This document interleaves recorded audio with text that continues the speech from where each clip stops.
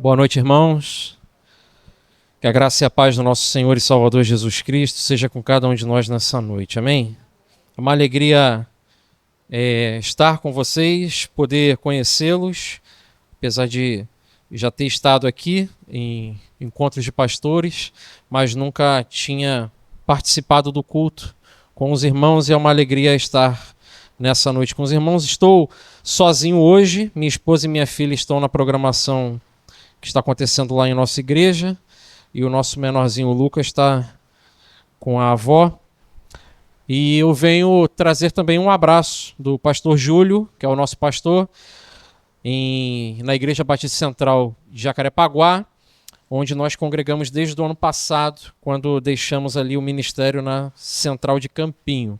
Então, trago um abraço aqui do pastor Júlio César, nosso pastor presidente lá na Central de Jacarepaguá, e também um abraço aqui em nome da Priscila, minha esposa, a Malu, a nossa filha mais velha, e o Lucas, o mais novo. Próxima vinda aqui, se Deus quiser, vem com o acampamento todo, vem com a tropa para poder cultuarmos juntos, vai ser uma alegria. Irmãos, gostaria de convidá-los a abrirem suas Bíblias na carta aos Romanos, capítulo 12. Romanos capítulo 12, a nossa leitura vai ser uma leitura breve, somente os 2 primeiros versículos. Eu costumo trabalhar com a Almeida Corrigida Fiel, mas os irmãos podem acompanhar na versão que tiverem. São somente 2 versos bem conhecidos da igreja, eu acredito que você já os conheça. Vamos então ler a palavra nesse momento. Amém? Todos acharam?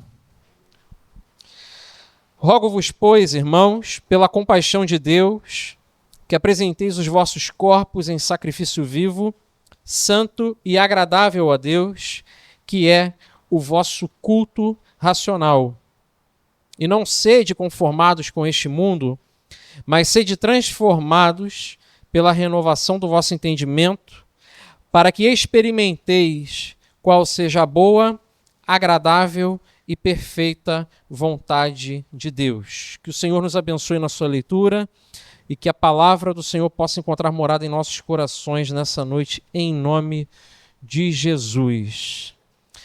Irmãos, o texto que a gente tem diante de nós, ele é um divisor aqui um divisor de sessões da carta aos Romanos. Até o capítulo 11, o apóstolo Paulo ele trabalha mais fortemente questões doutrinárias. Mais especificamente, a partir ali do capítulo 3 até o capítulo 11, mas basicamente do 1 ao 11, a gente tem muito mais questões doutrinárias. E a partir do capítulo 12 até o final da carta, a gente vai ter uma preocupação do apóstolo aqui tratando a respeito do modo de viver cristão. Ou seja, toda essa doutrina que foi entregue por ele aos irmãos daquela igreja, irmãos esses que ele não conhecia, ele escreve essa carta justamente por não conhecer esses irmãos, ele envia a carta aos Romanos como que uma sinopse do conhecimento que ele adquire junto a Cristo, porque no capítulo 15 vai ficar claro, ele tem a intenção de ir à Espanha, e indo à Espanha, ele intenciona passar por Roma. Mas antes de passar por Roma, antes de chegar a esse ponto, ele já tinha intentado estar lá. No capítulo 1 ele diz que ele foi impedido de estar. Não temos detalhes de como esse impedimento aconteceu, mas o fato é que ele tem planos ainda de estar com aqueles irmãos, e antes de Paulo chegar, o que ele faz? Ele escreve uma carta. E essa carta que ele escreve, ele faz a questão de apresentar o evangelho para aquela igreja, como que mostrando aos irmãos quem é que escreve a eles, né? Dando a eles as prerrogativas apostólicas que baseavam o seu ministério. Então a gente tem toda a questão doutrinária até o capítulo 11, e agora no capítulo 12, depois de uma expressão de louvor que fecha o capítulo 11, Paulo então abre o capítulo 12 agora, entrando em questões práticas da vida cristã. Ou seja, todo conhecimento que foi adquirido precisa permear a prática de vida do cristão. Toda doutrina que foi apresentada àqueles irmãos precisa ser agora expressa em uma maneira de viver que seja santa e agradável a Deus. Do contrário, a doutrina se torna vazia, concorda? O conhecimento se torna oco. E não é a intenção de Paulo que aqueles irmãos sejam inchados em conhecimento, mas que o conhecimento sirva de base para um viver piedoso, um viver santo. Ou seja, uma maneira de viver que agrade ao Senhor. E é interessante porque ele encerra o capítulo 11, a partir do versículo 33, a gente tem aqui uma doxologia, a gente tem um louvor que o apóstolo Paulo escreve. Ó profundidade das riquezas, tanto da sabedoria como da ciência de Deus. Quão insondáveis são os seus juízos e quão inescrutáveis os seus caminhos. Porque quem compreendeu a mente do Senhor? Ou quem foi o seu conselheiro? Ou quem lhe deu primeiro a ele para que lhe seja recompensado? Porque dele e por ele e para ele são todas as coisas. Glória, pois, a ele eternamente. Amém. Rogo-vos, pois, irmãos. Então, ele finaliza o capítulo 11 com uma palavra de louvor, dizendo que dele, por ele, para ele são todas as coisas, inclusive nossas vidas, em sua plenitude, não parte dela, mas em sua plenitude. E agora, tendo então consciência dessa realidade, ele faz um pedido, ele faz um rogo. É como se você estivesse lendo Paulo e falasse assim: irmãos, eu imploro a vocês, rogo-vos, pois, irmãos, pelas misericórdias, ou no caso aqui na minha versão, pela compaixão, algumas versões vai trazer pelas misericórdias de Deus, rogo-vos, pois, pela compaixão de Deus, que apresenteis os vossos corpos. E aqui, irmãos, a gente precisa considerar, eu gostaria, na verdade, de considerar uma primeira observação.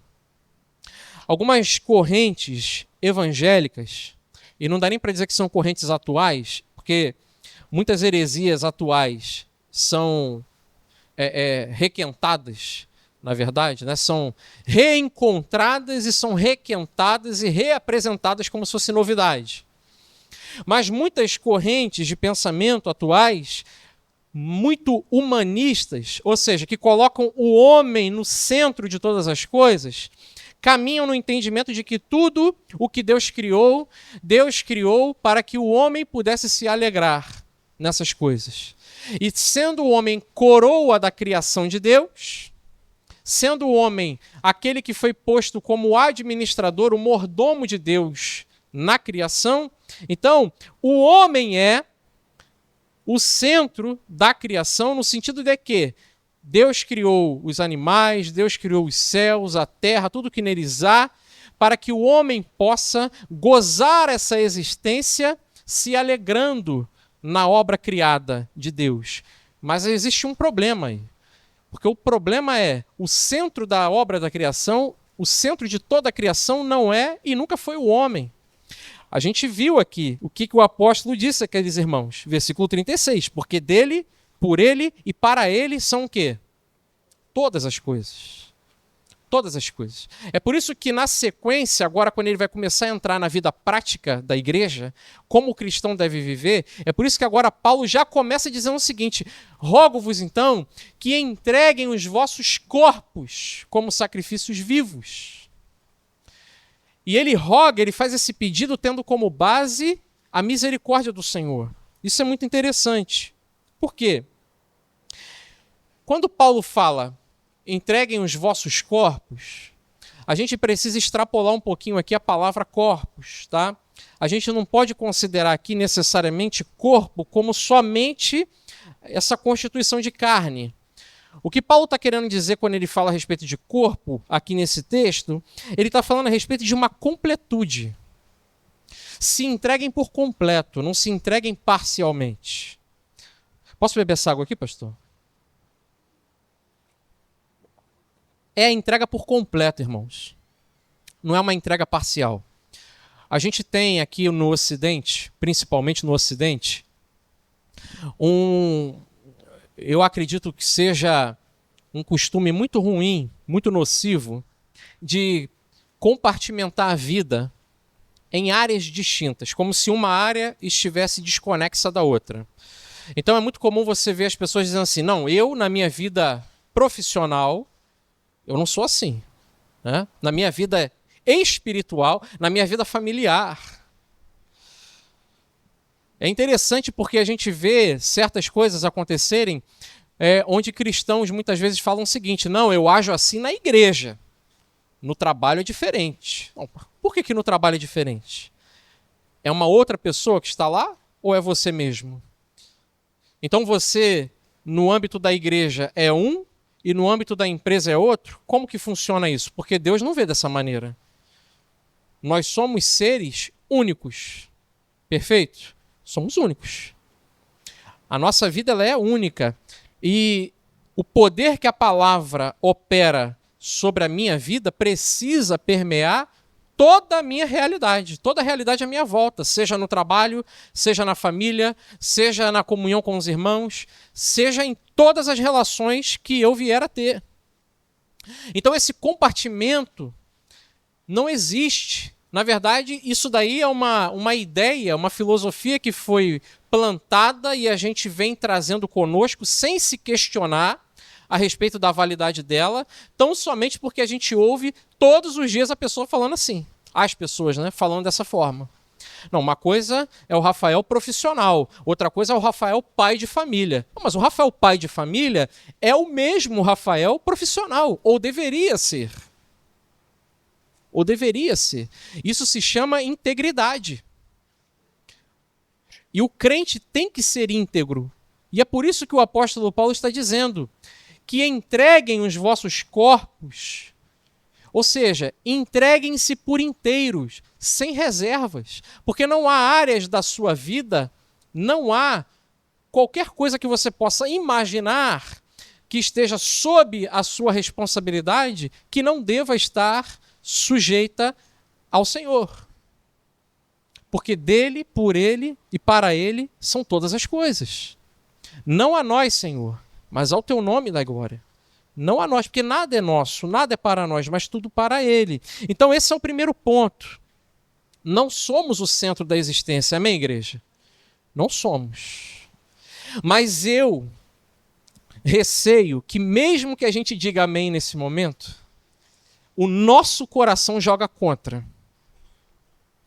Porque mesmo que a gente reconheça, não, eu não sou o centro da existência, mas basta uma frustração, basta que uma oração deixe de ser respondida ou que Deus demore ao nosso olhar para responder a nossa petição, que a gente já começa a se questionar. Será que Deus me ama mesmo? Será que Deus está ouvindo o meu clamor? Será? Será que Deus ama essa igreja? Será que Deus é conosco? A gente já começa a se questionar. Por quê? Porque é a rebeldia do nosso coração, irmãos. É por isso que Paulo está dizendo, entrega tudo. Entrega tudo. Inclusive essa incredulidade que persiste, que luta contra. Que mesmo quando a gente declarar amém, não somos o centro da existência. Ainda assim, o nosso coração, ele permanece muitas vezes com um passo atrás, desconfiado. Mas não é a vontade de Deus que seja dessa maneira. Antes de tudo, é importante então a gente se atentar para a maneira como o apóstolo inicia essa petição. E olha só, ele embasa a petição, lê comigo, fica de olho ligado lá no texto, olha só, como é que ele embasa essa petição? Pela compaixão de Deus, ou pelas misericórdias. Segundo as misericórdias, rogo-vos, pois, irmãos, pelas compaixões ou pelas misericórdias, ele embasa isso tudo, tendo a misericórdia de Deus como fundamento do pedido que ele está fazendo para aqueles irmãos. Então, olhem para a misericórdia de Deus e, tendo os olhos postos na misericórdia, na compaixão de Deus para conosco, entreguem-se a Ele sem reservas. O que isso está querendo dizer? Que essa entrega, ela não deve ser uma entrega de barganha, não deve ser uma entrega esperando receber algo, não deve ser uma entrega nesse sentido, mas essa entrega deve ser uma entrega feita com base em um coração grato por toda a misericórdia que o Senhor tem manifestado em nossas vidas, em nosso favor. É com base na compaixão. Então Deus nos ama a ponto de nos resgatar. A palavra de Deus nos diz, Romanos 5:8, que Deus provou o seu amor para conosco em que Cristo morreu por nós, sendo nós ainda o quê? Pecadores. Então, com base nessa misericórdia manifesta em Cristo, eu devo, com um coração grato, então me entregar por completo àquele que me amou, a ponto de entregar o seu único filho. Então é com base nessa misericórdia que Paulo fala: rogo-vos então, pela compaixão de Deus, que apresenteis os vossos corpos. Ou seja, tudo que você é, tudo que você tem, tudo que você pensa, deseja, anseia, mesmo aquelas coisas que você sabe que não provêm do trono da graça, porque eu sei que elas pertencem também à sua existência. Assim como pertencem à minha também, porque somos pecadores, irmãos. Somos pecadores. E o que Deus espera que nós façamos? Que a gente sujeite todas essas coisas, sejam elas boas ou más, mas sujeitemos tudo a Ele. Inclusive a nossa incredulidade, inclusive a nossa fé deficiente, inclusive o nosso coração inclinado às coisas do mundo, inclusive os pensamentos que não deveriam permear a nossa mente, isso também deve ser sujeito a Ele. Porque Deus, Ele deseja, irmãos, completude, integridade. Sejam íntegros na presença do Senhor. Não adianta chegar como Ananias e Safira e trazer parte daquilo que eles venderam, né? Mentindo, querendo entregar parte, quando na verdade não foi pedido nada a eles. Não foi pedido nada. Eles vieram trazer. E na entrega mentiram ainda. E qual foi a parte que eles receberam? Fruto de morte. É o que a história nos conta. A gente não pode ser como Ananias e Safira. A gente precisa aprender a entregar tudo. Agora, por outro lado, não adianta a gente ser inocente achando que isso é fácil. Isso não é fácil. Mas é o exercício cristão. Esse é o exercício cristão. Ao observar a misericórdia do Senhor, a enxergar o perdão, a ter a plena certeza de que fomos alcançados por tão grande perdão, tão grande amor, diante disso, o que resta fazer? Que darei eu ao Senhor por todos os benefícios que me tem feito? Não é a pergunta do salmista? Qual é a resposta dele? Pagarei os meus votos, não é? Qual é a conclusão que o salmista chega? A conclusão só uma, irmãos.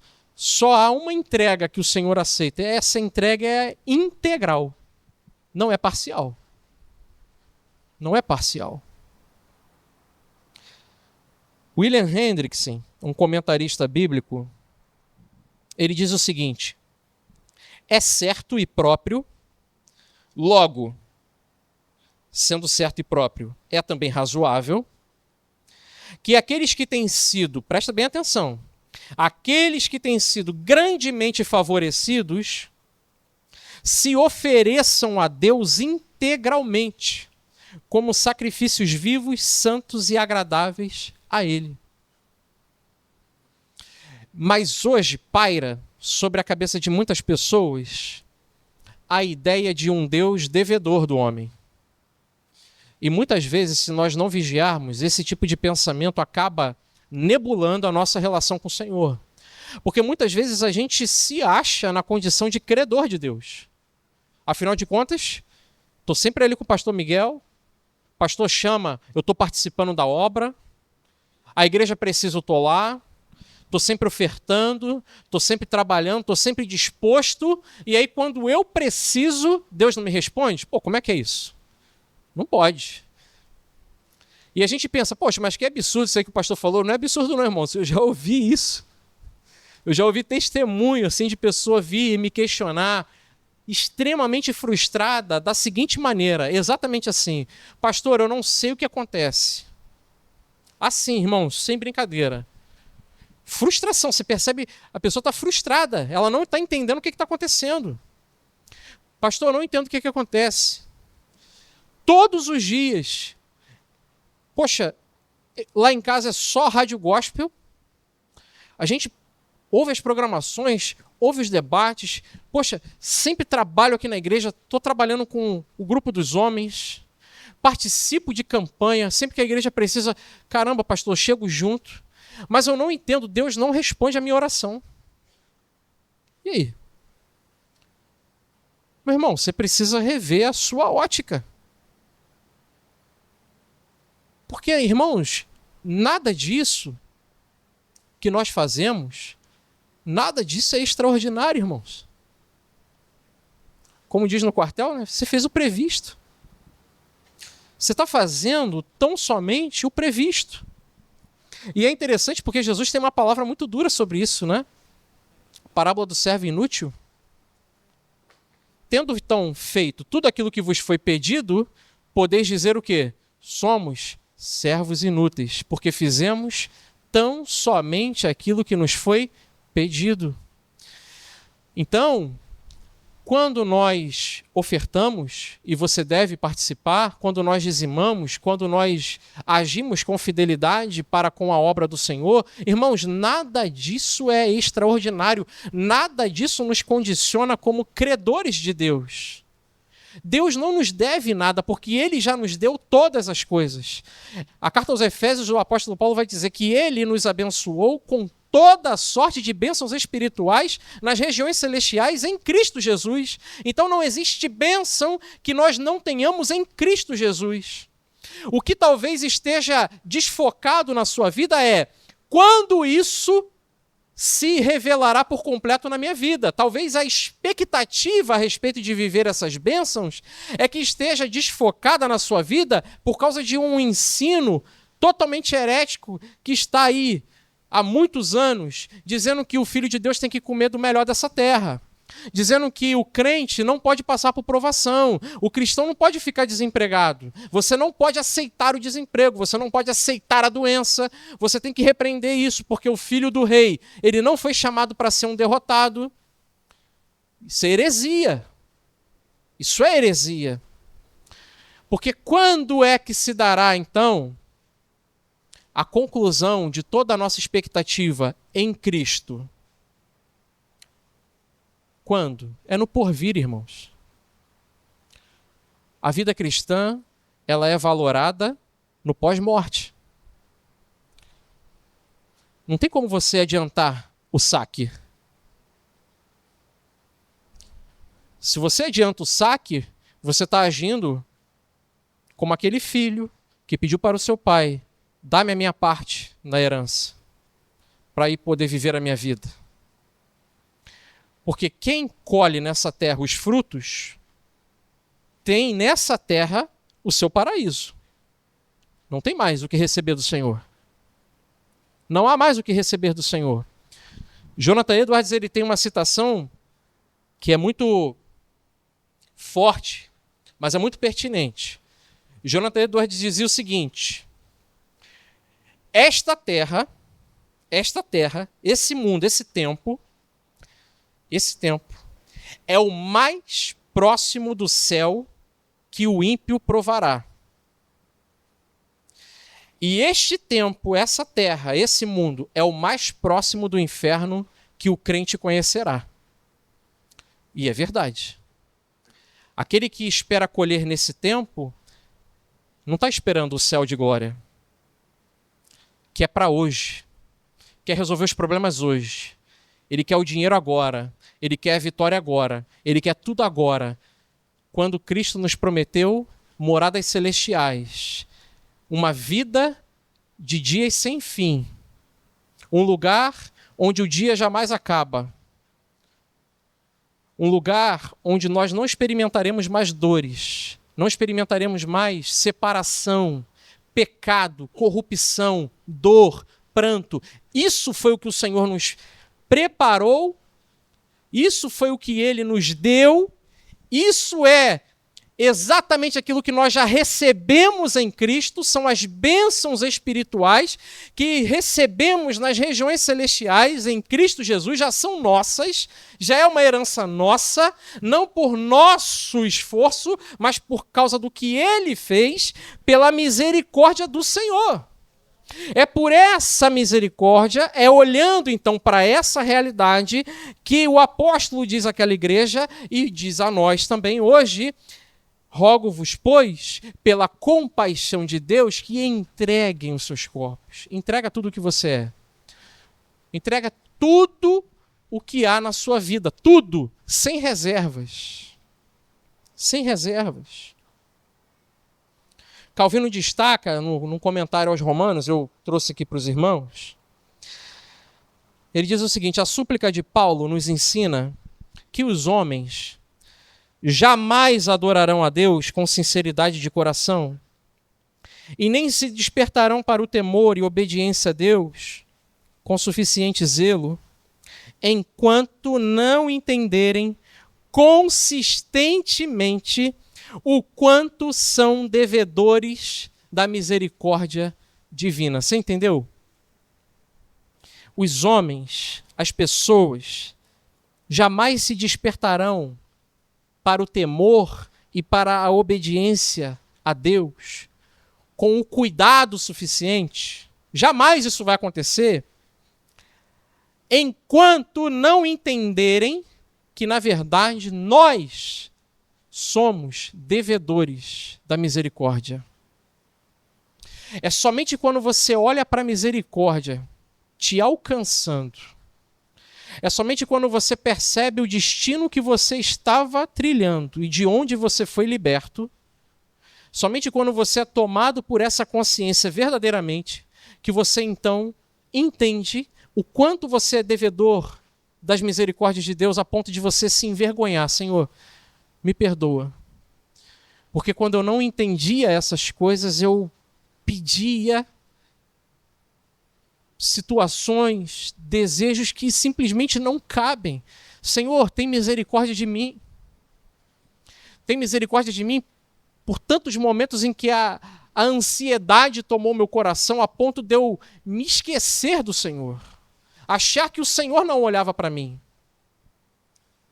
Quando, na verdade, o Senhor tem me dado tudo. Entende, irmãos? Como é profundo?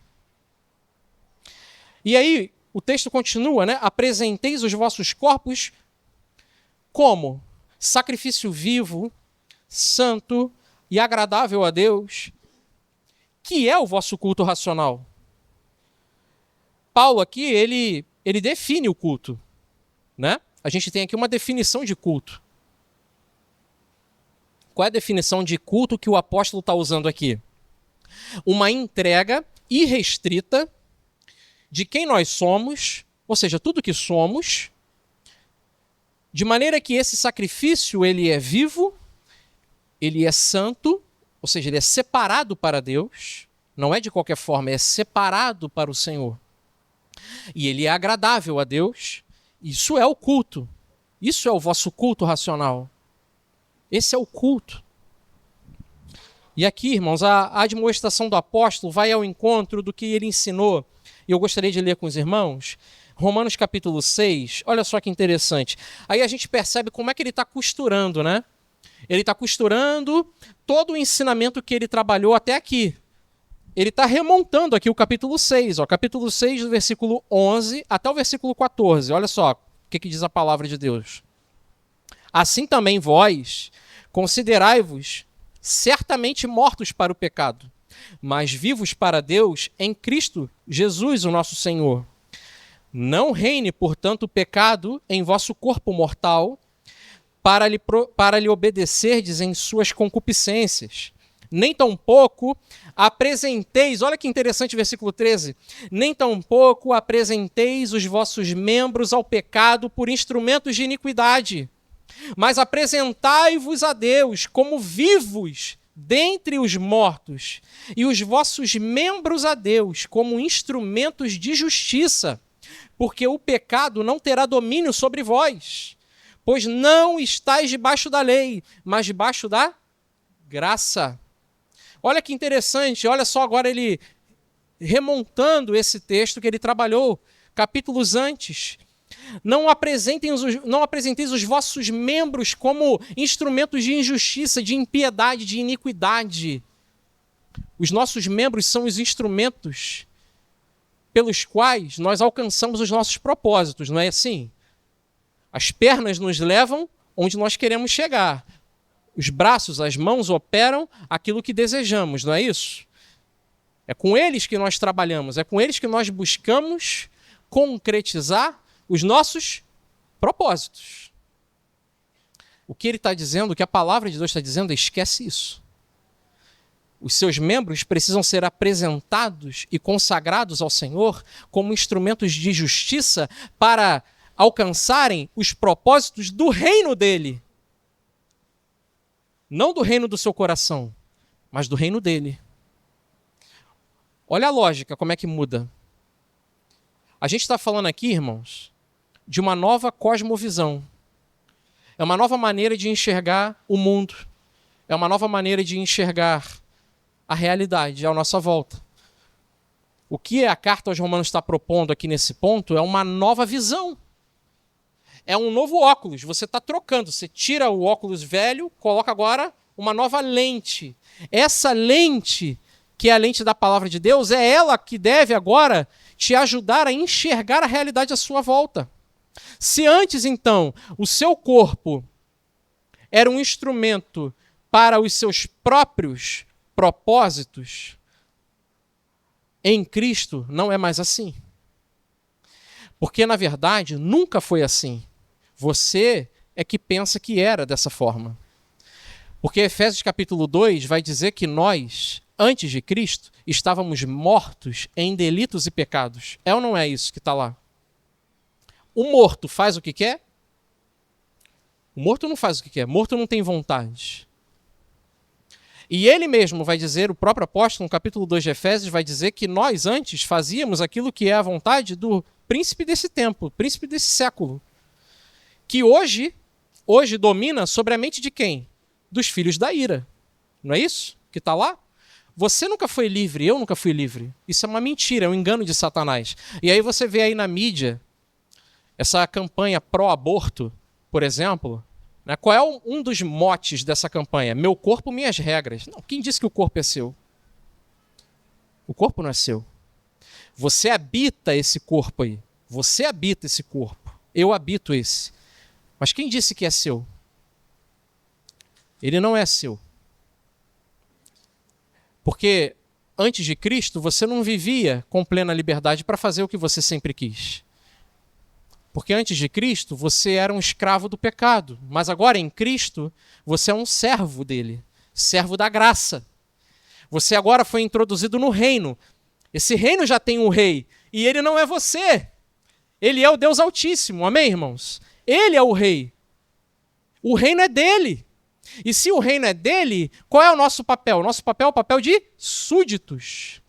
Vivemos para a glória dele. Portanto, quer comamos, quer bebamos, ou façais qualquer outra coisa, fazei tudo para a glória de Deus. Então não é meu corpo, minhas regras. As pessoas vivem aí como se fosse.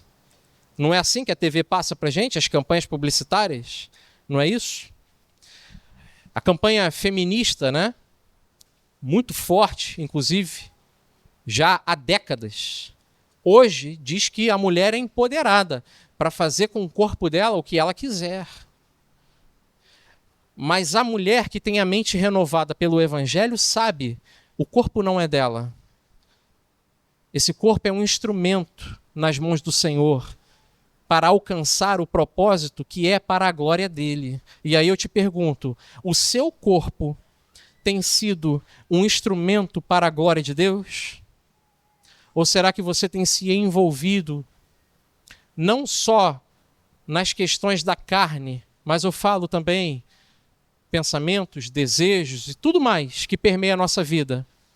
Será que você tem consagrado esse corpo como um sacrifício vivo, santo e agradável a Deus?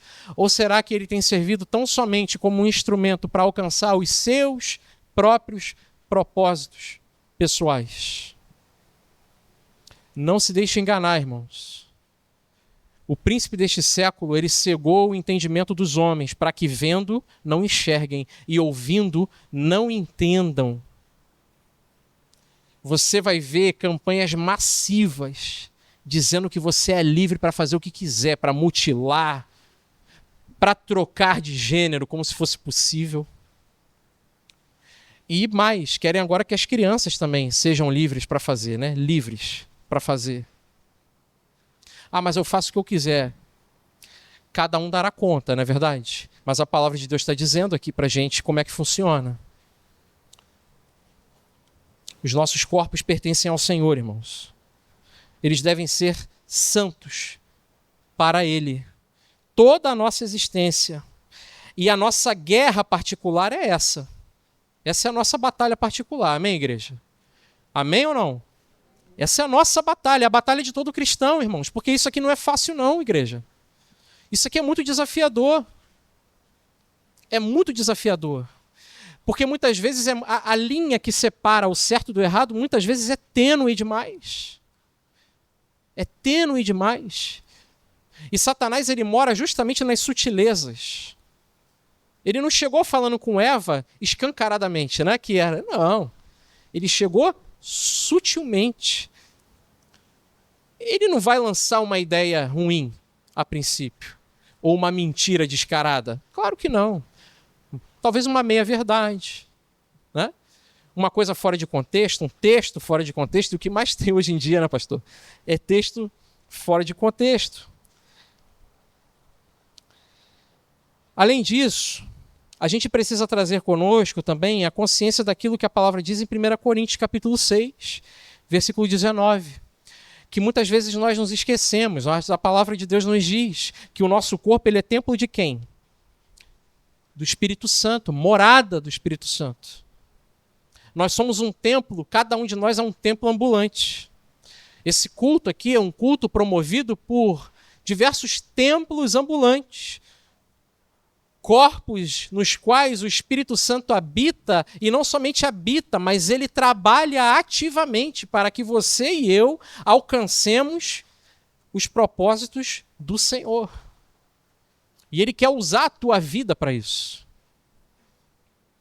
Ele não quer que você continue a ser um joguete na mão de Satanás. Mas ele quer fazer habitação. E a palavra de Deus vem justamente para libertar aqueles que estão cativos, trazer libertação, dissipar as trevas, salvar o que está perdido, o que está se perdendo. É o poder de Deus. E como Deus manifesta esse poder? Fazendo habitação em nós. Ele habita em nossos corpos.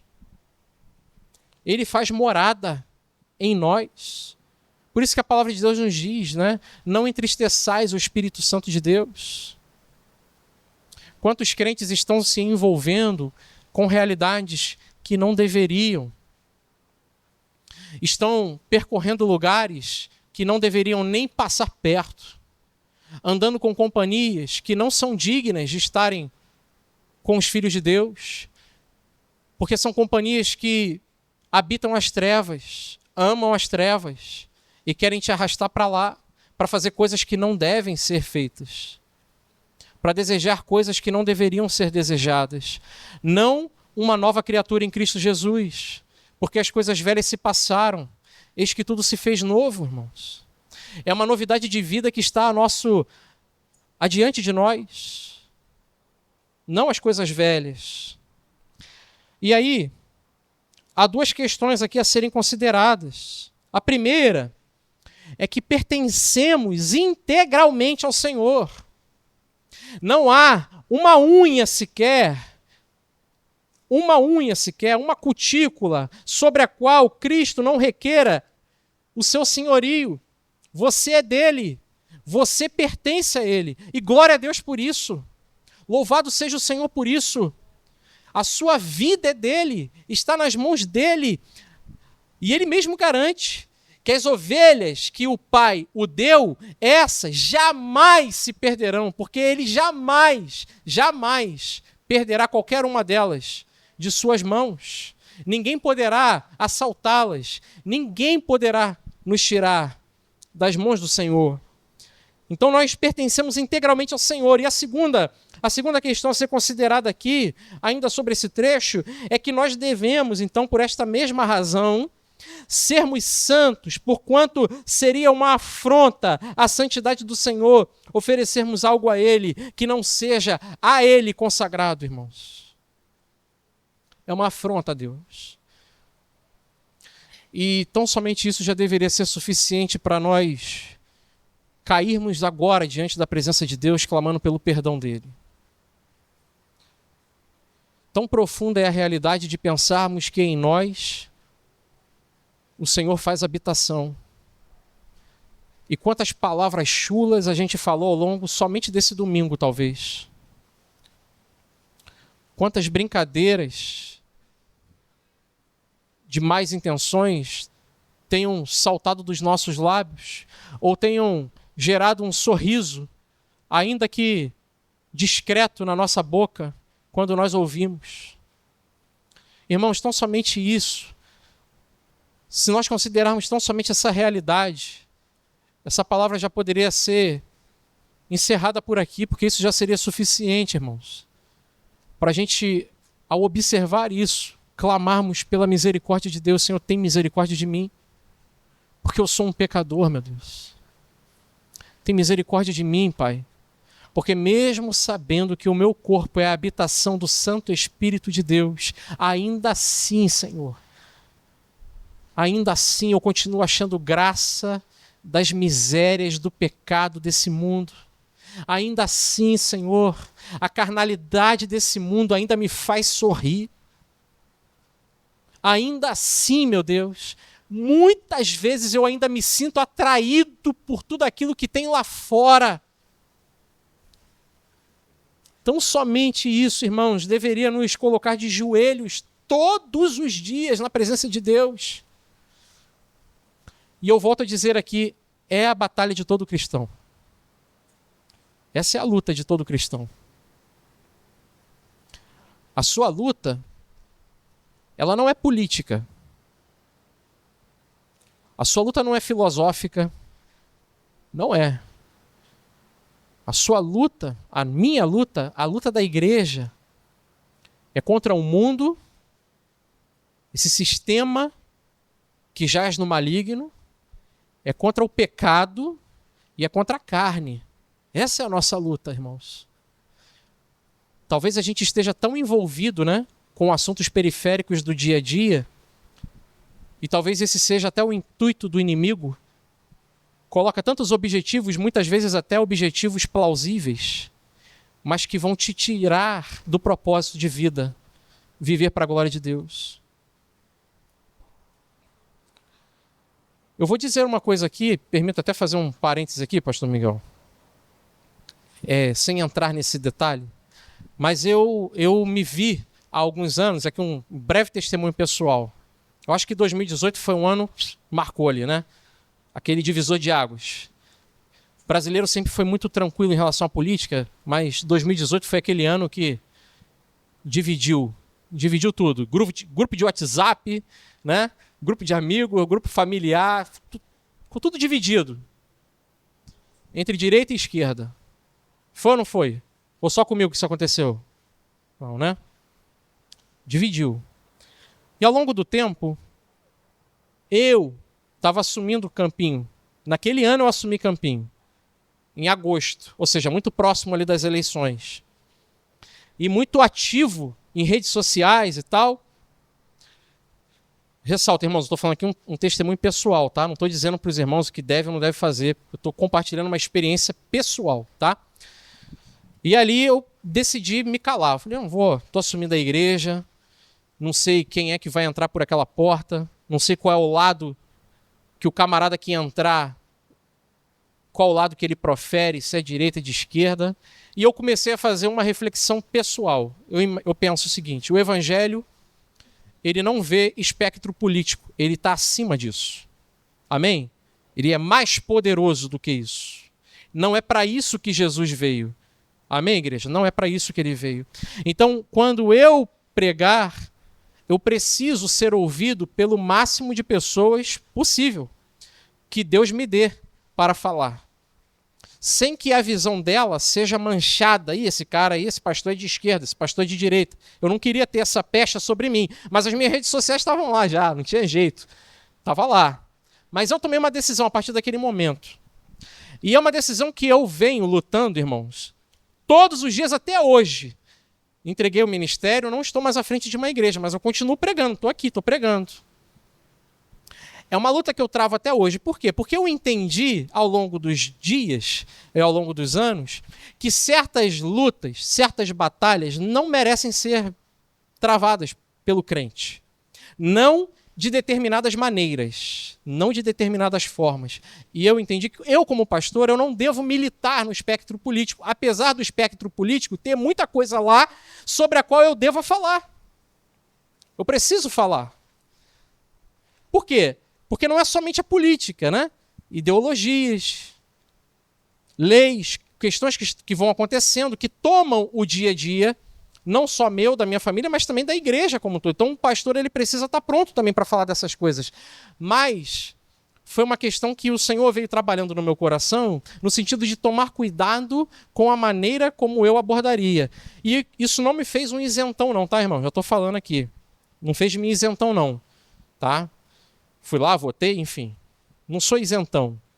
Mas entenda, ao longo da nossa vida, existirão batalhas que quando a gente olha, a gente pensa assim, pô, isso aqui vale a pena lutar por isso. Vale a pena lutar por essa causa. E vale, talvez. Vale mesmo. O problema é quando a causa se torna maior do que o evangelho. Aí é um problema, porque é um pecado. Aí é um pecado. Essa causa, por mais nobre que seja, se tornou um pecado na tua vida. E ela vai te consumir. Ela vai te consumir tempo, ela vai te consumir esforço, ela vai te consumir a ponto de o evangelho não ter na tua vida o mesmo tamanho que essa causa. E aí é um problema, irmãos. Quantas pessoas estão trocando o evangelho por causas nobres, mas trocaram o evangelho. O evangelho deixou de ser o norte. Não é mais por ele que ela milita, apesar dele até muitas vezes ser usado como fundamento para a obra que ela está realizando. Mas não é o evangelho. Não é pela causa do reino. É por alguma outra causa que eu julgo ser importante naquele momento. Isso é muito sutil, entende? Como Satanás faz. E aí ele coloca no teu caminho. E aí você pensa, não, mas isso aqui é uma coisa boa. Vale a pena lutar por isso? Vale. Desde que você saiba com quais armas lutar, de que maneira lutar. Porque se aquilo ali te desvia do evangelho, por mais que seja um bom ideal, um ideal nobre, não vale a pena, irmãos. Não vale a pena. Tudo passará, mas a palavra de Deus permanecerá. É por ela que nós fomos chamados a lutar. Amém? Você e eu somos arautos de um reino que não é desse mundo. Sim ou não? Cristo, ele nos chamou para anunciar um reino eterno. Não é o reino desse tempo. Não é a agenda de hoje. A agenda de Brasília não é a agenda da igreja. A agenda da igreja é a agenda do reino de Deus. Então precisamos lutar com armas espirituais e discernir aquilo que nos cerca, porque nós temos um chamado. Entreguem a sua vida, toda a completude da sua existência ao Senhor, tendo a misericórdia dele como fundamento dessa ação. E é uma ação que deve ser cotidiana na sua vida. Isso é um exercício para todos os dias. Quando que ele vai se encerrar? Somente quando Cristo vier nos levar. Somente quando ele vier nos levar. Somente quando o nosso corpo, que é corrupto, for revestido de incorruptibilidade. Quando este corpo carnal for então revestido de glória e habitaremos com ele então para todo sempre. Aí, sim, encontraremos descanso para a nossa alma. Glória a Deus por isso. Louvado seja o nome do Senhor. Agora, esse culto racional, e eu já estou caminhando para o encerramento, esse culto racional, ou lógico, ou razoável, do qual a palavra fala, além de um privilégio para nós, porque é um privilégio, nós não fizemos nada para merecer viver essa realidade, então somos privilegiados nesse sentido, somos agraciados por isso. Além de um privilégio que antes pertencia somente ao Israel nacional, pelo menos a eles foi dado o culto, o templo, os elementos, né? As práticas. É o objetivo, irmãos, esse culto. Ele é o objetivo agora da vida em Cristo. Qual é o objetivo da tua vida? Viver uma vida de culto ao Senhor. Esse é o objetivo. Se a gente pudesse resumir, se eu pudesse resumir hoje, agora, a vida cristã, eu resumiria dessa maneira. Qual é o objetivo da minha vida? O objetivo da minha vida é que ela seja um culto diário a Deus. Esse é o objetivo. E se em algum dia eu vivi de uma forma que eu não expressei isso, eu preciso orar ao Senhor de maneira sincera e clamar: Senhor, renova a tua misericórdia sobre a minha vida. Me ajuda a viver de maneira separada para ti. A gente percebe então, irmãos, que o culto ele não é apenas um serviço cerimonial e que ele tem muito mais a ver com o modo como nós vivemos.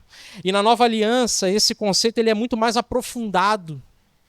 Ele é muito mais aprofundado. O que o apóstolo está dizendo é que, em vista da misericórdia divina, se requer de nós uma resposta voluntária, e não somente voluntária, mas alegre, uma resposta de gratidão. Quanto crente carrancudo fica pensando assim: caraca, domingo, caraca, tem culto de manhã e de noite hoje, caramba, vou só de manhã, hoje eu só vou de manhã.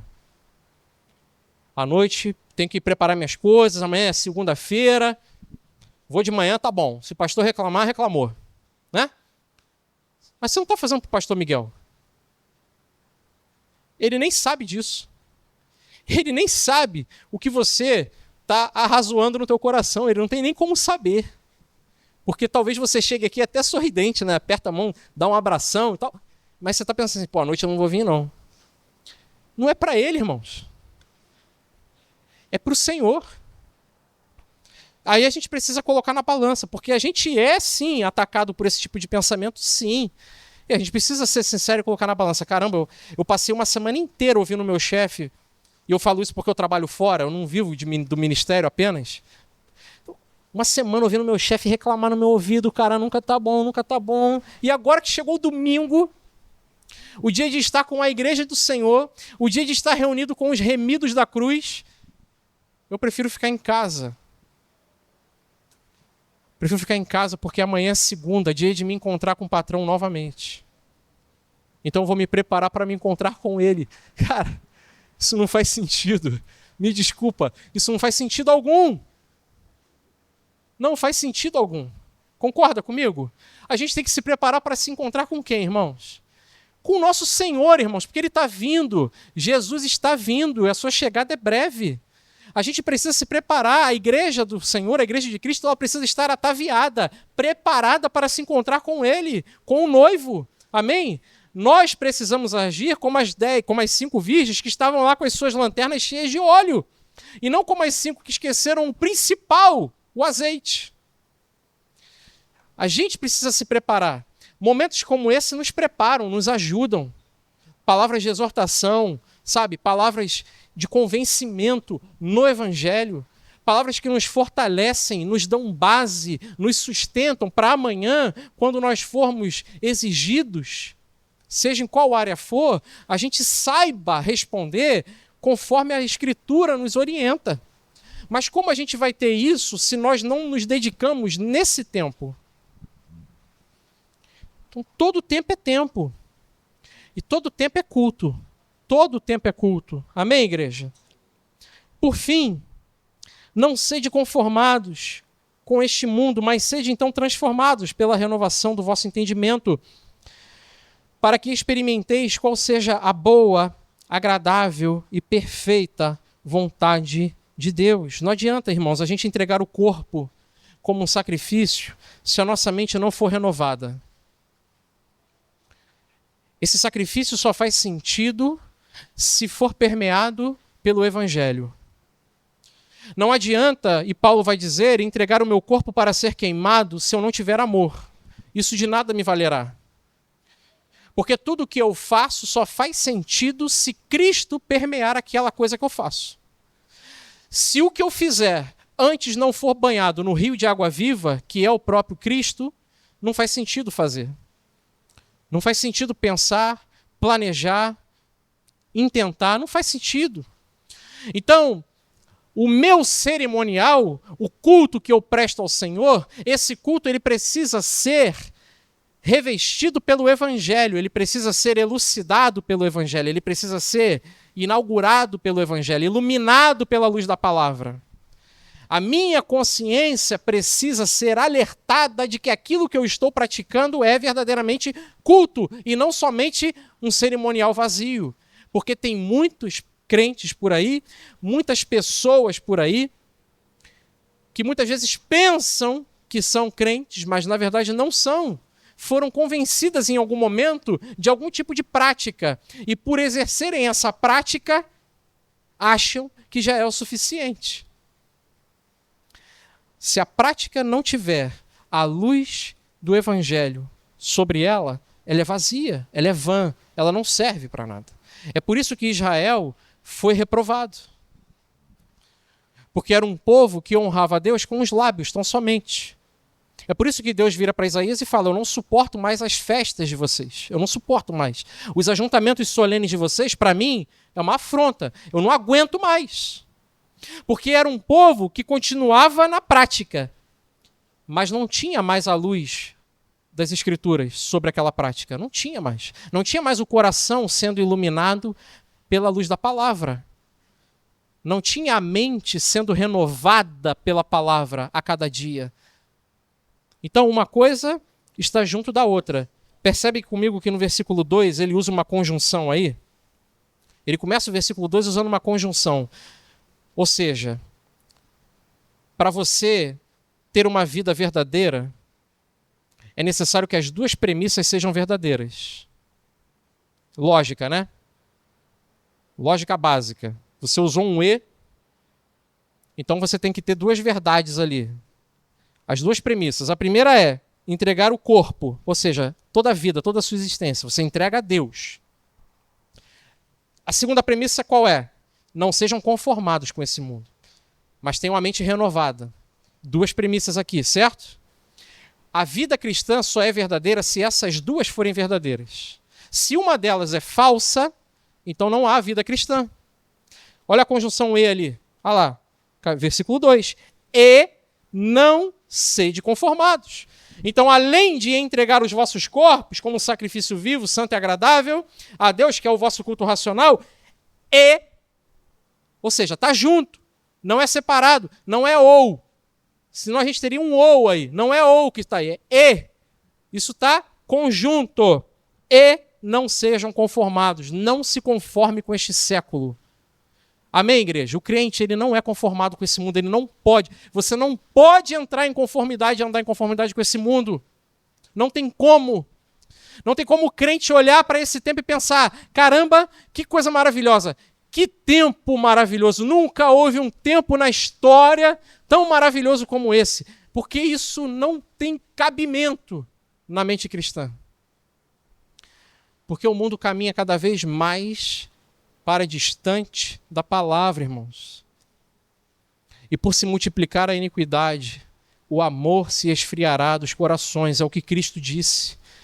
Quanto mais próximo da vinda do Senhor, mais iniquidade nós veremos nesse mundo. Quanto mais iniquidade nós vermos nesse mundo, mais distante nós precisamos estar dele. Mais distante dele precisa estar a nossa existência. E quando eu falo distante aqui, não é para você entrar no mosteiro e nunca mais procurar a tua família. Não é esse tipo de distância. Eu tenho certeza que você entendeu o que eu quis dizer. Mas é não compactuar com esse mundo. E entenda, por fim mesmo, a palavra de Deus ela não diz aqui transformai-o. Não fica vivendo no mundo cor-de-rosa achando que a igreja vai transformar o mundo.